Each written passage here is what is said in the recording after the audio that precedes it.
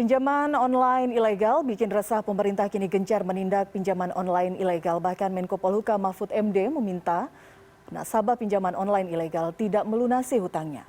Lalu apa jaminan keamanan bagi nasabah yang kerap diteror pinjol ilegal? Bagaimana kemudian memastikan praktek pinjol ilegal bisa diberantas?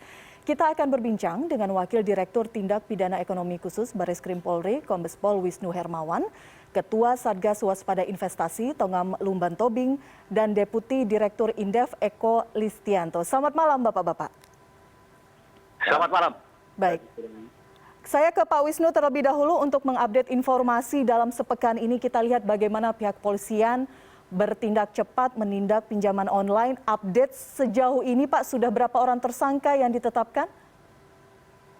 Baik Mbak, jadi sampai hari ini kita sudah menetapkan tersangka 45 orang dari 15 kasus. Dan kita masih ada pengembangan 8 orang lagi yang masih kita dalami. Jadi totalnya dari 45 dan 8 itu kurang lebih ada 53 orang yang sudah kita tetapkan sebagai tersangka. Ini akan berkembang terus karena anggota kami di lapangan, baik di Jakarta maupun di daerah, masih mengembangkan terkait dengan siapa pendananya dan bagaimana cara bertindak di lapangannya. Demikian, Pak. Sejauh ini modus operandi yang sudah sempat kemudian masuk dalam penyidikan seperti apa Pak? Apakah betul memang ada keterlibatan warga negara asing? Ini sindikat besar melibatkan warga negara asing? Betul sekali. Jadi dalam proses penegakan hukum, kami tidak menilai atau menangkap para pelaku lapangan, pelaku debt collector saja, MSS blasting. Tetapi kami mengembangkan kepada siapa pendananya. Kami sudah kompulir beberapa perkara yang ada di daerah. Hampir semuanya hampir semuanya masuk ke dalam satu sindikat yang namanya juga sindikat aliran dana dari luar negeri. Yang kami akan dalami beberapa orang sudah kita amankan, kita lagi dalami peran dan dana itu dari mana. Dan kami harapkan mungkin ke depan, dalam minggu ke depan kami akan presisi lagi terkait dengan beberapa rekening yang rupanya menjadi sumber uang untuk pemberian pinjol tersebut, Pak. Dari luar negeri apakah dari Tiongkok, Pak? Spesifiknya besok kami akan pastikan, karena hari Senin ke depan, minggu depan, kami akan presisi terkait dengan aliran dananya. Okay. Karena kami pun akan bekerjasama dengan teman-teman dari OJK, dari PPATK, dari Bank Indonesia, dari Kominfo, kita semua bersatu untuk bisa menanggulangi permasalahan pinjol ilegal ini. Baik, saya ke Pak Tongam. Artinya dari Satgas sendiri tidak terlalu terkejut Pak ya ketika tadi disampaikan Pak Wisnu fakta-faktanya demikian, kemungkinan ada penyandang dana, keterlibatan warga negara asing? Iya, jadi pemberantasan pinjol ilegal ini sudah dilakukan oleh Satgas Waspada Investasi sejak munculnya pinjol ilegal 2018. Dan sampai saat ini sudah 3.515 pinjol ilegal yang kita hentikan kegiatannya. Kami blokir situs web aplikasinya, kami umumkan ke masyarakat, dan kami sampaikan laporan informasi kepada kepolisian. Dan untuk memberantas pinjol ilegal ini memang perlu kerjasama dari berbagai pihak tentunya. Dari satu sisi memang kita melakukan edukasi secara masif kepada masyarakat, agar masyarakat memahami bahwa akses ke pinjol ilegal ini sangat berbahaya. Berbahaya bagi mereka dari sisi bunga yang sangat tinggi, fee yang sangat tinggi, kemudian jangka waktu yang rendah, kemudian juga teror intimidasi yang selalu dilakukan oleh pelaku pinjol ilegal ini apabila masyarakat tidak membayar.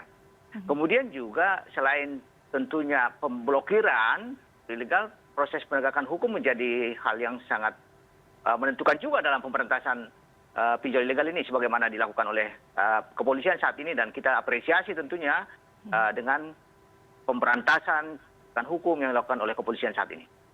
Lebih dari 3.000 yang kemudian sudah ditutup. Berarti saat ini yang tercatat sebagai legal hanya 106. Mohon koreksi jika saya salah. Benar ya Pak ya? Iya, yang legal dan terdaftar atau berizin di OJK saat ini ada 106. Oleh karena itu kami sangat mengharapkan kepada masyarakat yang meminjam secara online agar akses hanya pada 106 pinjol yang legal ini. Baik. Artinya kan saat ini polisi masih bekerja, di satu sisi juga kita tahu banyak yang saat ini tengah berproses kasusnya, tapi kemudian ada himbauan dari pemerintah, khususnya dari Pak Menko Polhukam untuk tidak membayar bagi nasabah yang sudah terlanjur berutang, tidak perlu melunasi hutangnya. Bagaimana ini Pak Tongam?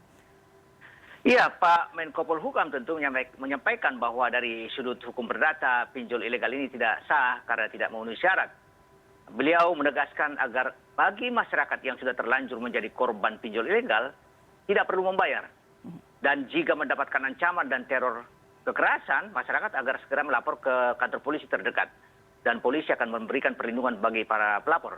Nah, dampaknya seperti itu. Jadi masyarakat diminta dari Kemenko Polhukam untuk tidak membayar, dan jaga-jaganya adalah bahwa masyarakat akan mendapatkan intimidasi tentunya karena utangnya tidak dibayar. Oleh karena itu, lapor ke polisi adalah merupakan suatu hal yang menjadi yang utama.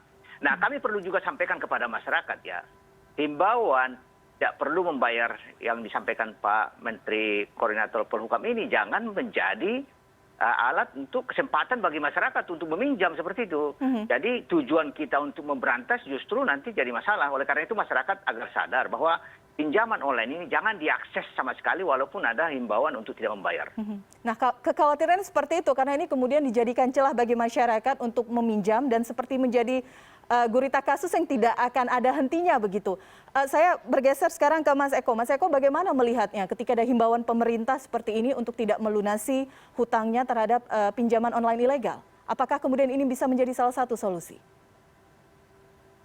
Ya, ini mungkin bagian dari upaya untuk pemerintah ya melindungi masyarakat begitu. Jadi kalau dihimbau tidak membayar itu maksudnya adalah tidak untuk mencoba-coba juga begitu ya. Kita harapkan nanti juga jangan ada yang mencoba lagi gitu kira-kira untuk mengakses pinjol ilegal ini. Di sisi lain juga itu sebetulnya dari sisi hukum adalah message ya untuk para ini ya orang-orang oknum-oknum yang membuat pinjol ilegal ini, bahwa ya kekuatan secara hukum kan mereka tidak kuat ilegal begitu ya. Jadi dari aspek itu saya rasa melihatnya begitu. Tapi yang lebih penting sebenarnya benar yang dikatakan Pak Tongam tadi adalah bagaimana supaya masyarakat tidak lagi mengakses ini begitu. Kalau kemudian mereka tidak mengakses pinjol ilegal ini ya lama-kelamaan kan mereka akan hilang dengan sendirinya ya. Harapannya kan begitu. Tapi tentu ini adalah perlu usaha besar bersama begitu ya. Nah, saat ini apa yang dilakukan oleh pihak kepolisian dengan melakukan penindakan secara masif, menurut Anda berkontribusi cukup efektif, atau ini hanya momen saja ketika saat ini redam, tapi kemudian ada potensi di kemudian hari akan kembali muncul pinjol ilegal?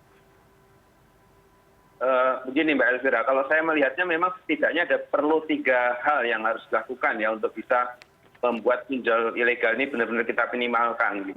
Pertama tentu kita harus apresiasi ya upaya dari polisian begitu untuk menindak cepat, karena ini adalah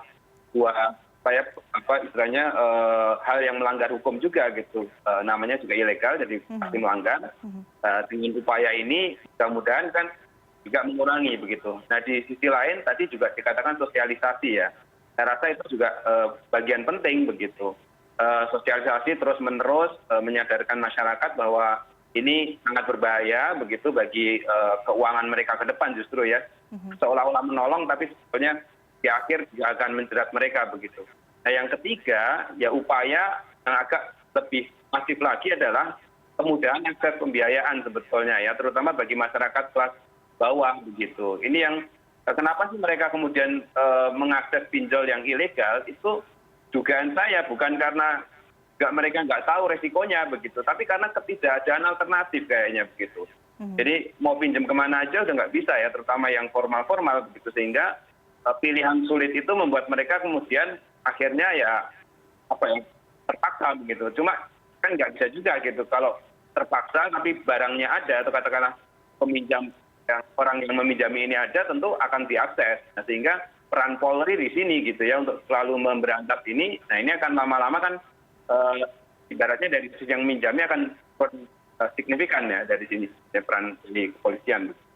Baik, kita apresiasi juga memang tadi disampaikan oleh Mas Eko bagaimana gerak cepat kepolisian, tapi bagaimana pihak kepolisian juga menjawab kritik dari masyarakat karena masalah pinjaman online ilegal ini tidak hanya 1-2 bulan ini dialami masyarakat, cukup meresahkan. Mengapa saat ini setelah ada jatuh korban, kemudian ada atensi khusus dari Presiden Jokowi, baru pihak kepolisian bergerak lebih cepat? Nanti jawabannya Pak Wisnu usai jeda kami akan kembali untuk Anda.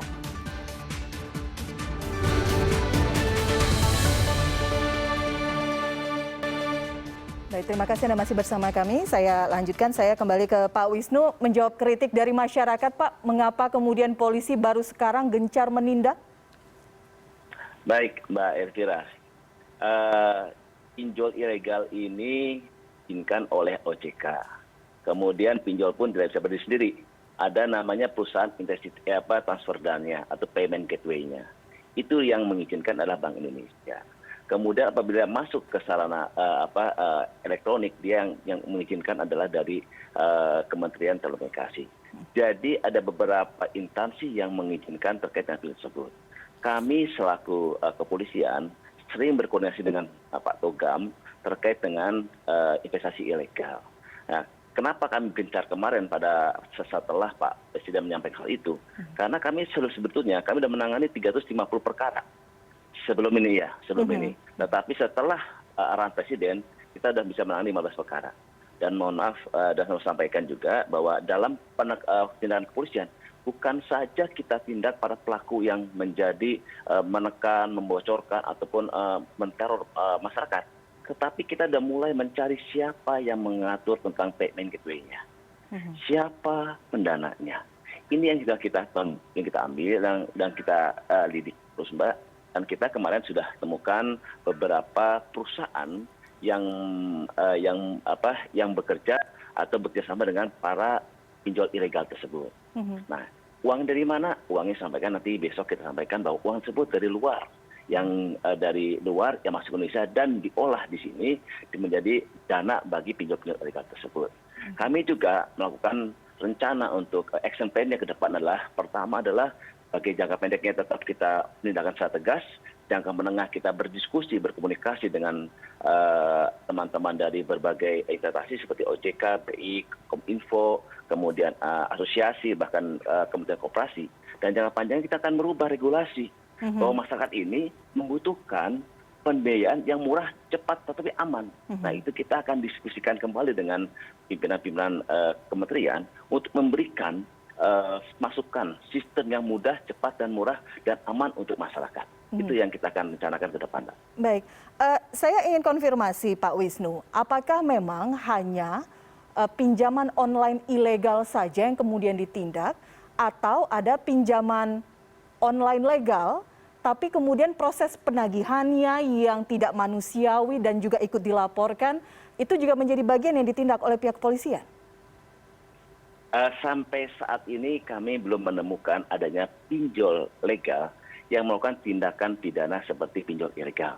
Namun kami masih mendalami apabila nanti ada pinjol legal yang melakukan kegiatan seperti pinjol ilegal, tentunya kami akan tindak juga, Mbak.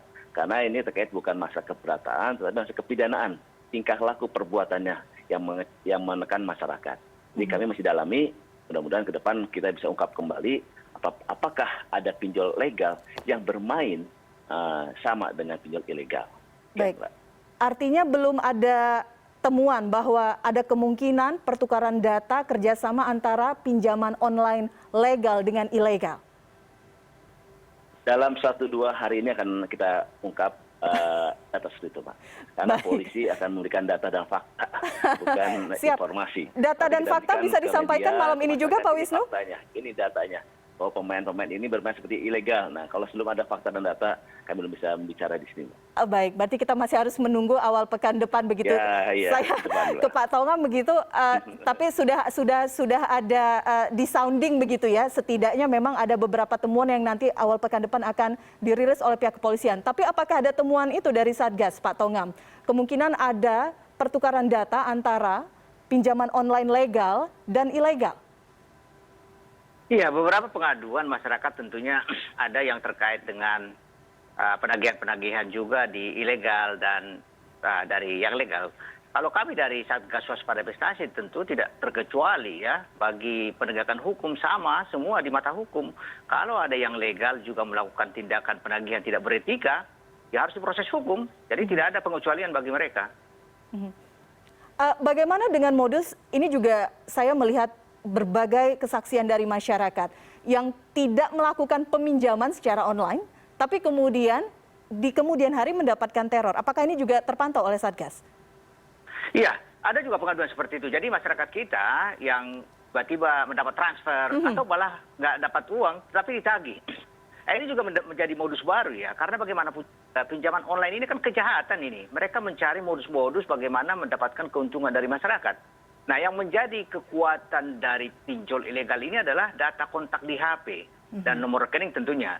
Jadi dari mana mereka dapat? Nah, kita juga nggak tahu nih bagaimana sumbernya. Tapi paling banyak memang kita lihat masyarakat kita pernah akses ke pinjol ilegal, kemudian mengisi data dan mengizinkan semua data dan kontak HP diakses oleh pinjol ilegal. Walaupun tidak jadi meminjam, karena mereka ini juga memperjualbelikan data itu, malah mereka itu adalah sesama teman juga, di mana contohnya kita akses ke pinjol ilegal A, dan tiba-tiba pinjol B transfer ke kita, pinjol D transfer ke kita. Jadi ini suatu sindikat ya dari mereka. Oleh karena itu kami sangat mengharapkan masyarakat juga untuk kehati-hatian, jangan pernah mengizinkan pelaku pinjol atau pelaku pinjol ilegal ini untuk mengakses semua data dan kontak di HP. Ini awal malapetakannya di situ. Tapi kan kemudian memang sulit ya untuk seperti saya misalnya pribadi melihat ketika sudah ada rilis resmi begitu dari OJK, ini adalah daftar yang legal, tapi kemudian datanya diperjualbelikan dan kemudian menjadi masalah begitu ya, mendapatkan teror ketika ini berkaitan dengan pinjol ilegal. Apa gap ini? Bagaimana kemudian? Karena tidak mungkin hanya ini diserahkan kepada masyarakat begitu saja, Pak Tongam. Iya, tentunya kalau yang legal ini ada larangan tentu untuk melakukan pengambilan data dari handphone terutama ya, karena yang legal itu hanya diperbolehkan mendapatkan 3 hal di sana, yaitu lokasi, kamera, dan suara. Tidak ada permintaan kepada seluruh data dan kontak HP.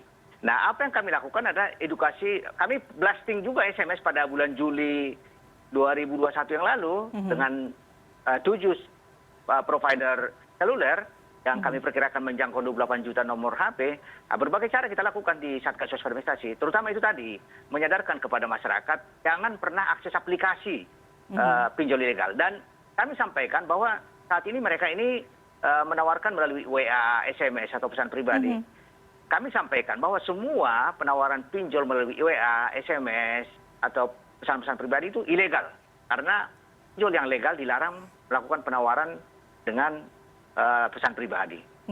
Oke, saya ulangi, kita highlight bahwa melalui pesan WhatsApp, SMS itu adalah penawaran secara ilegal, begitu Pak Tongam ya. Saya ke Benar, itu ilegal. Oke, saya ke Pak Eko. Pak Eko, ini kan batasannya semakin kabur begitu bisa dikatakan, karena kita tahu bahwa masyarakat mengakses banyak hal, platform yang digunakan juga banyak begitu. Ketika legal dan ilegal ini kemudian saling bercampur, apa yang terjadi saat ini kemudian tidak kita inginkan ketika rules-nya ini tidak jelas begitu. Oke, ya sebetulnya masih jelas kalau menurut saya ya, karena yang jelas ya yang terdaftar di OJK itulah yang harus diakses oleh masyarakat kalau mau pinjam online gitu.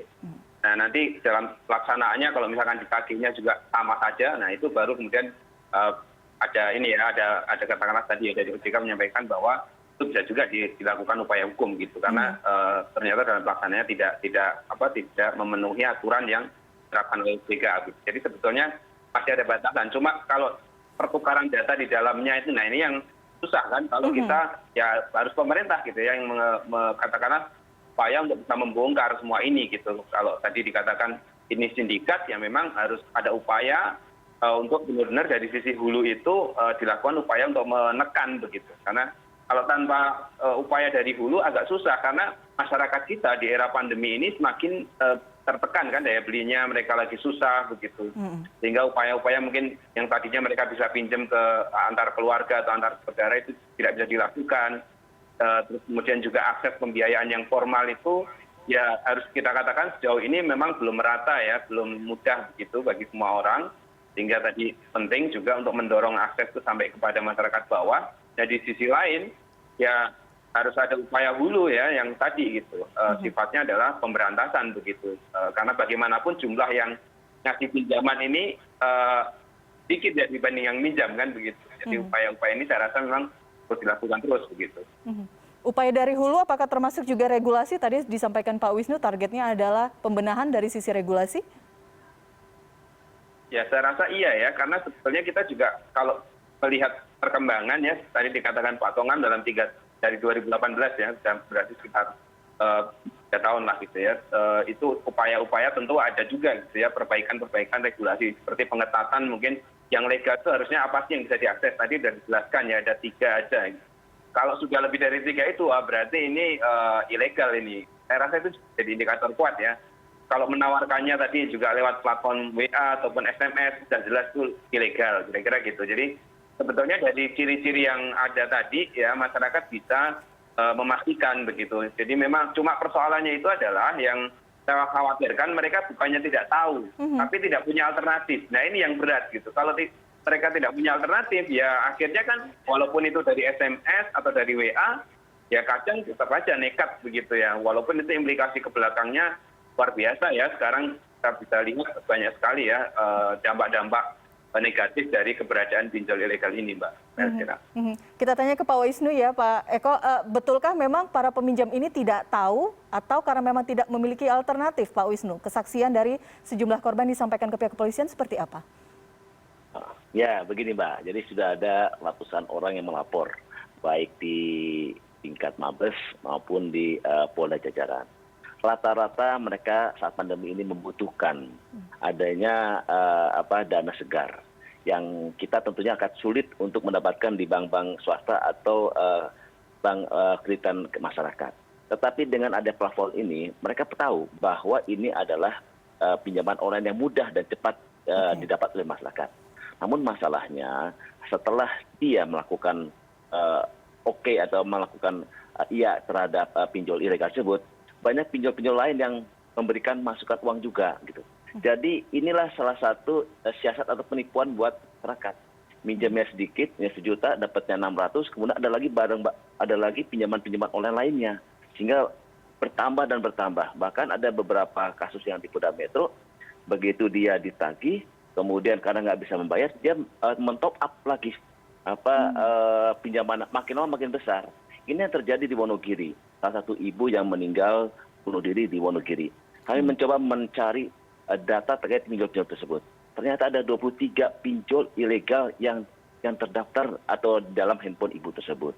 Padahal awalnya dia akan minjamnya cuma 1 atau 2 saja. Ini yang menjadi masalah dalam kehidupan di masyarakat ini. Inginnya gampang, tetapi kedepannya akhirnya malah menjadi sulit. Nah akhirnya ibu itu, ya mohon maaf, kita mendengar bahwa ibu itu adalah meninggal dunia.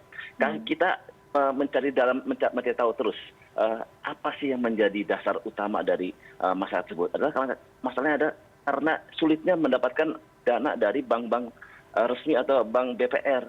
Makanya kemarin pada saat kita berdiskusi dengan teman-teman dari beberapa instansi di Menko Polhukam, pemerintah akan mencari solusi terhadap pinjaman yang mudah, cepat, dan aman bagi masyarakat. Jadi kita tidak sebatas untuk menegakkan hukum yang keras terhadap pinjol ilegal, tapi kita mencari solusi ke depan. Untuk mencari solusi ke depan, sehingga masyarakat ini dapat menerima atau mendapatkan pinjaman online yang cepat dan aman tersebut. Nah ini yang menjadi tekanan dari pemerintah. Kita akan memberikan bantuan dan dukungan kepada masyarakat untuk tetap menerima uang pinjaman online yang cepat, aman, dan legal. Demikian, Mbak. Pak Wisnu, ada angka yang cukup fantastis kah kasus yang dilaporkan ke pihak kepolisian, misalnya meminjam hanya rentang 1-2 juta tapi kemudian harus membayar hingga puluhan juta dalam rentang waktu tertentu? Ada beberapa kasus demikian, Mbak. Yang di kasus di kami itu dari mulai dia meminjam 1 juta, terima 600, kembalinya 4 juta. Ya kan? Itu sangat luar biasa. 1 hari 1%, di mana ada bunga 1 hari 1%. Nah, 1% itu yang menjadi berkembang terus. Makanya memang kecil kalau diikut angkanya, tapi sangat banyak yang dirugikan. Itulah sebabnya Polri di semua daerah sekarang melaksanakan kegiatan operasi terhadap pinjam-pinjam ilegal yang meresahkan masyarakat tersebut. Baik, dan juga menghimbau masyarakat untuk berani melapor ke polisi, begitu ya Pak? Apa jaminan keamanannya kemudian? Kita akan bahas usai jeda, tetap bersama kami di CNN Indonesia Newscast.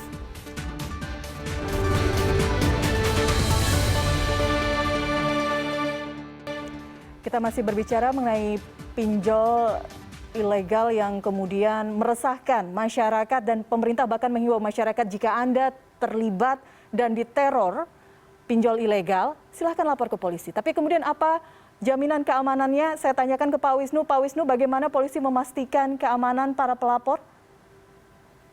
Baik, Mbak Elvira. Jadi kemarin di Kementerian Kumham, Kabar Eskrim dan Wakil Ketua LPSK sudah bertemu di sana dan menyampaikan bahwa apabila ada masyarakat yang merasa ditekan, diteror, terkait dengan pinjol ilegal, silahkan melapor ke polisi.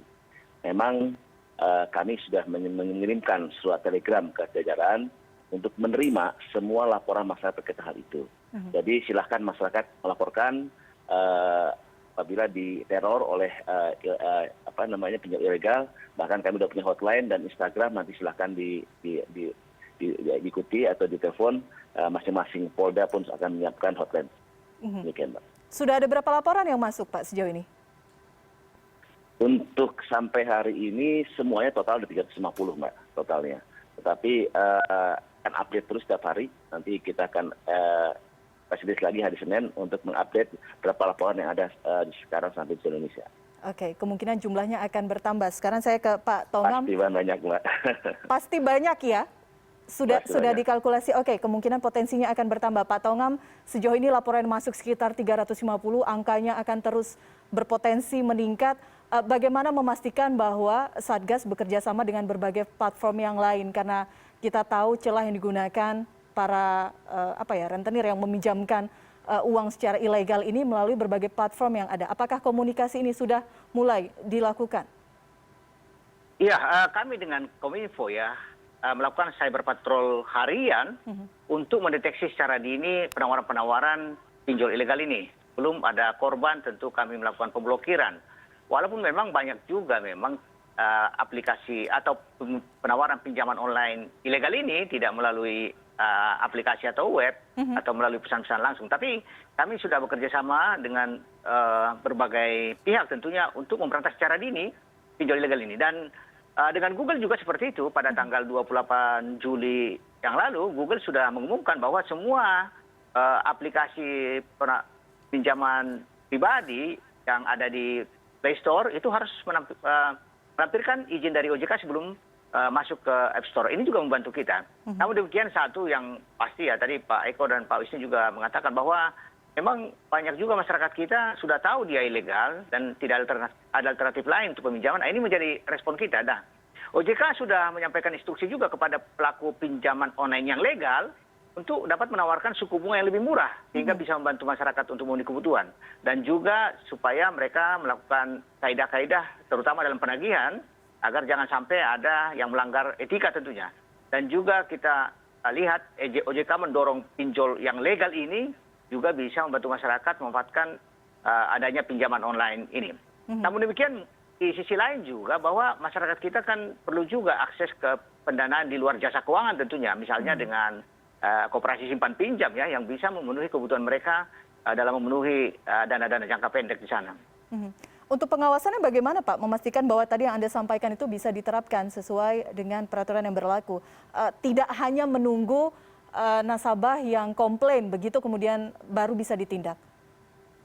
Ya, tentu yang 106 ya, pinjaman online yang legal, ini berada di bawah pengawasan OJK. Dan kalau kita lihat pengawasan saat ini, saya lihat sangat efektif. Di mana dulunya ini memang ada 150-an ya, turun sampai 106 karena memang ada beberapa perusahaan-perusahaan yang tidak bisa memenuhi ketentuan, itu tidak dilanjutkan operasionalnya. Dan juga penegakan kode etik tentunya dilakukan oleh asosiasi. Asosiasi saat ini juga melakukan penegakan kode etik. Apabila ada anggotanya yang melakukan pelanggaran kode etik, mereka melakukan sanksi-sanksi di sana. Oke, baik. Saya ingin juga konfirmasi terakhir, Pak Tongam, mengenai server pinjol. Anda mengatakan dalam suatu webinar begitu ya, bahwa di Indonesia ada sekitar 22% server, kemudian di luar negeri 34% dan 44% sisanya tidak tahu berada di mana. Apakah kemudian ini menjadi salah satu kendala, Pak, untuk mengungkap tuntas mengenai pinjol ilegal ini? Ya, ini salah satu kendala tentunya, di mana kalau kita blokir hari ini mereka juga bisa ganti nama sore ini, kemudian bikin baru lagi. Ini kendala memang yang perlu kita respon, karena mereka ini melakukan kegiatan di luar negeri dan di sini hanya sebagai kerjasama dengan desk collection misalnya, tapi dikendalikan dari luar negeri. Tapi kita tetap melakukan pemblokiran ya. Bagaimanapun juga kita mengerem mereka untuk melakukan kegiatan di Indonesia dengan pemblokiran, pengumuman kepada masyarakat, dan pemberitahuan ke masyarakat agar tidak mengakses pelaku-pelaku pinjol ilegal ini. Pak Wisnu, bagaimana merespon ini mengenai server ini? Gini Mbak Elvira, jadi apa yang disampaikan Pak Toga benar. Apabila kalau hari ini kita take down salah satu pinjol, tidak muncul lagi, ya, karena mereka rata-rata menggunakan perusahaan KSP atau koperasi simpan pinjam. Nah, kami menganalisis, mengevaluasi bagaimana cara penyampaian uang dari pinjol ke masyarakat.